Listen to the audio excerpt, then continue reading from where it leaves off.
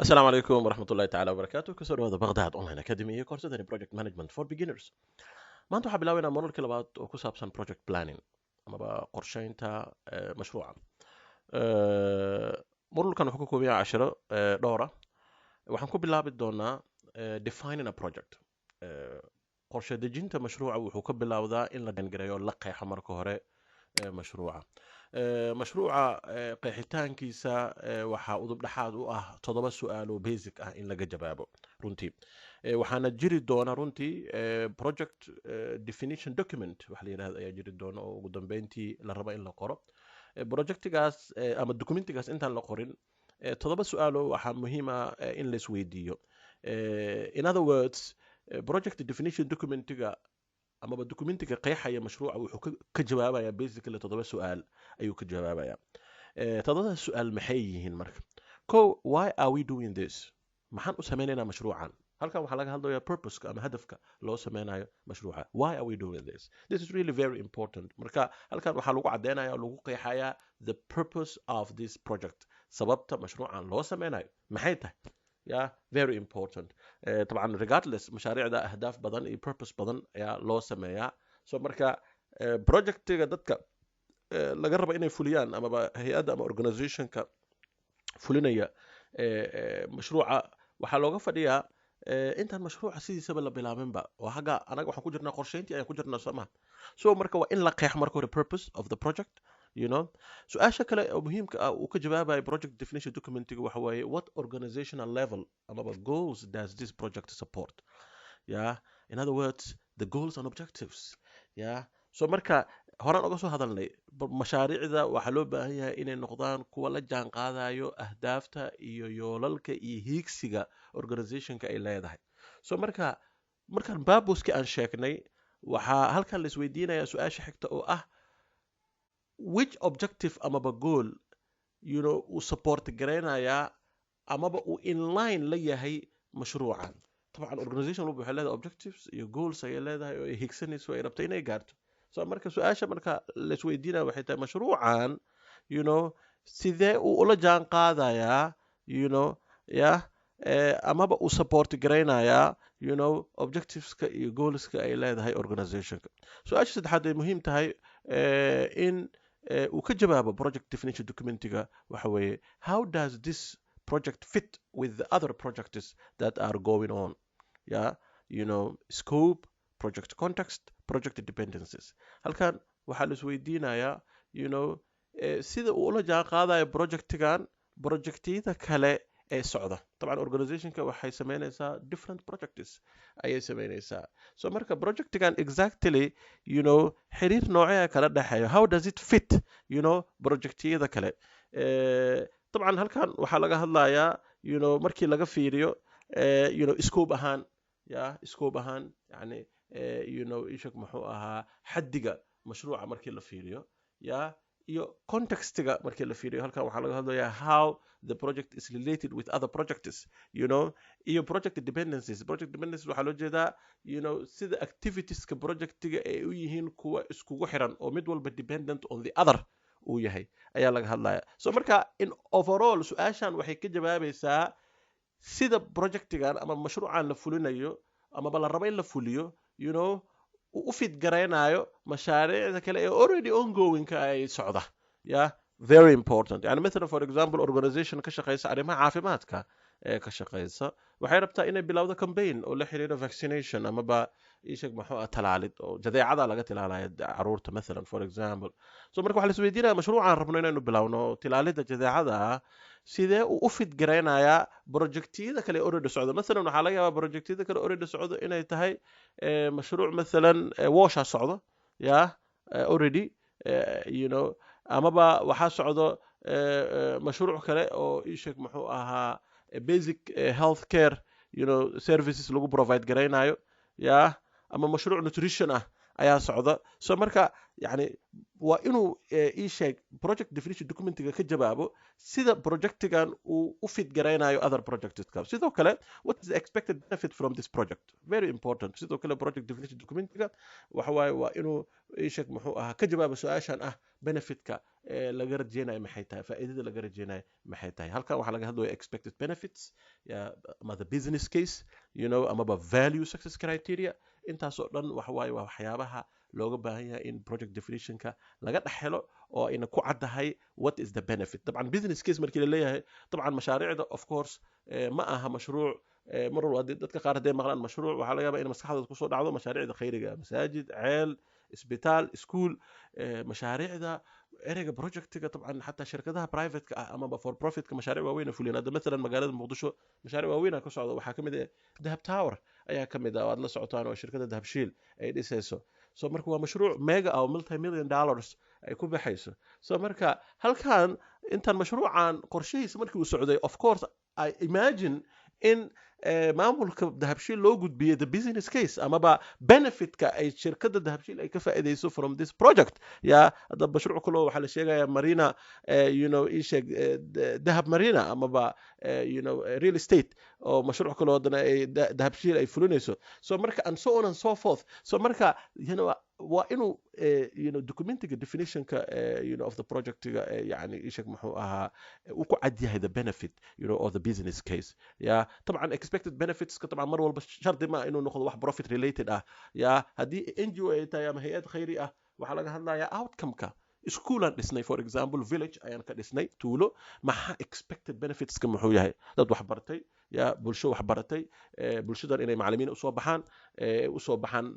nurses ay usoo baxaan bulshadan in ay some of the negative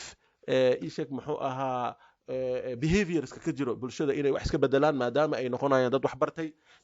مثلا ceelaa la qoday what is the expected benefit from ceelkan in biyo la'aanta ay yaraato oo maybe 70% ay hoos u dhacdo biyo la'aanta and so on and so forth halkan su-aasha shanaad oo ay muhiim ay tahay project definition documentiga in muhiim ay tahay inuu ka jawaabo what are we going to do yani طبعا halkan qorsheynta ayaan wadnaa soo maaha su-aalaha is weydiinaya ka mid tahay maxaan sameynayna scope what are we going to do scope projectiga la fiirinaya xadiga projectiga يعني مثلا waxaan rabnaa what are we going to do yani ishak muxuu ahaa waxaan rabnaa inaan sameyno school ka kooban 10 fasal 5 xafiis cabirkiisa uu yahay intaasoo mitir lagu dhuftay intaasoo mitir oo isku weera yani scope-ka project inuu cad yahay clear yahay who is expected who is impacted by this and who must be involved halkan waxaa laga hadlaya stakeholderski ayaa laga hadlaya waa in uu qeexo project definition documentiga stakeholders who is really impacted stakeholderka waxaa laga hadlayaa dadka uu mashruucan saameynayo iyo dadka involve garaynaya mashruucan oo howshiisii qayb ka ah طبعا impacted markii la yiraahdo طبعا halkan community laga hadlaya Soomaha iyo authorities iyo and so on and so forth beneficiaries who is involved طبعا يشك maxuu ahaa everybody in the implementation ka planning ka qayb ka ah ayaa halkan soo hoosgalay stakeholders mar badan aan ka hadalnay waa xalalajeeda saamileyda mashruuca waa in la qeexo very important طبعا donorski marna su-aasha toddobaad ee muhiimka ah project definition document inuu cadeeyo looga baahan yahay waxa weeye how will we know when we are done or whether the project was successful sideen ku ogaanaynaa in mashruucan uu guuleystay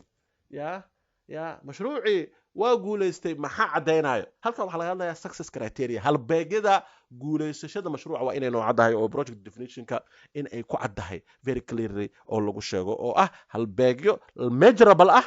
measurable ah la taaban karo in lagu caddeeyo la yiraahdo if this and that happens then this project is successful so marka waa in halbeegyada success criteria in la qoro ayagana waa very important so marka waa maxay project definition document anaga waxaan ka hadlaynaa halkan project planning ayaan ku jirnaa project planning waxaan step number 1 waxa weeye waa in la sameeyo wax loo yaqaan project definition document oo documentiga qeexayay projectiga documentiga su'aalo oo waxa jiro ilaa 7 oo aan ka soo hadalno ay muhiim tahay inuu ka jawaab hadaba waa maxay documentigaas runtii ama project definition document waxa weeye waa overall description and estimate of the work to be accomplished and the infrastructure required to plan, staff and control the project effectively. waxa weeye qeexid iyo cabirid ama qiyaasid la qiyaasayo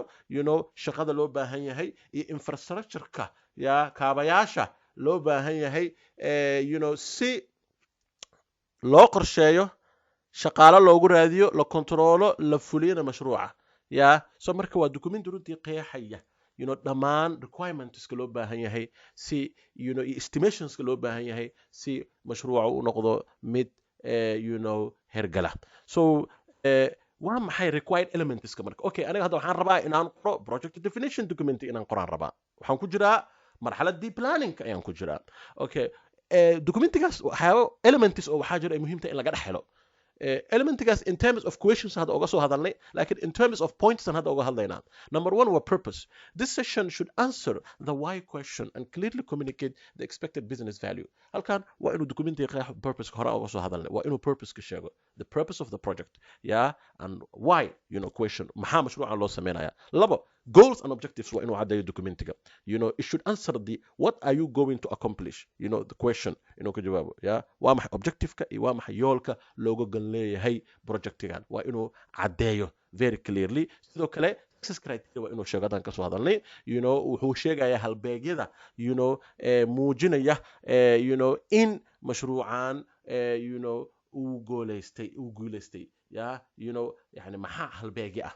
very important يعني مثلا adiga hadda for example markaad qorshe samaysanayso planningka yani مثلا hadda waxaa tahay qof business man ayaa tahay qorshaha samaysanaysaa qorshaha waxaad leedahay مثلا aniga waxaan rabaa by 2023 in ii sheeg muxuu ahaa businesskayga 25% uu kobco 3 branch aan furto faa'iidadeedana per month ay ka yaraanin $2,000 wax halbeegi ayaa degsata soomaha halbeegadaas biri markaad 2023 la gaaro waxay ku noqon doonaan success criteria ku noqon doonaan oo aad isku cabirayso aad isku qiyaasayso whether aad gaartay gooshii iyo yoolkii aad lahayd iyo in kale sidoo kale projectii waa in loo sameeyo success criteria oo lagu muujinayo hadhowtii noqon kara benchmark loo noqdo si loo hubiyo waxaan in lagu guuleysay iyo not okay sidoo kale project definition waxa looga baahan yahay in laga dhaxelo waxa loo yaqaan project context inuu cadeeyo document is how this project relates to other projects within the product program and within the organization as a whole طبعا waxaa jira program iyo project labadaas way kala duwan yihiin programka waa a number of projects projectii la isku geeyay waxa loo yaqaan program yani مثلا organization arrimaha caafimaadka ka shaqeyso oo wada projectiyo kala duwan مثلا